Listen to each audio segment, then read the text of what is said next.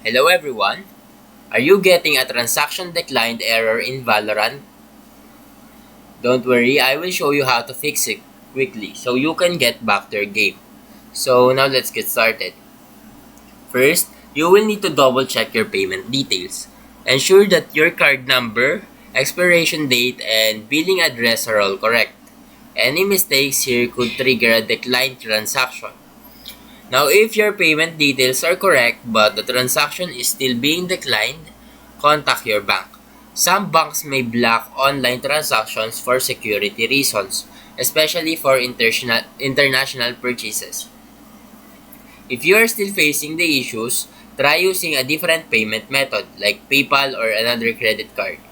Valorant supports multiple payment options, so switching could help you bypass the issue.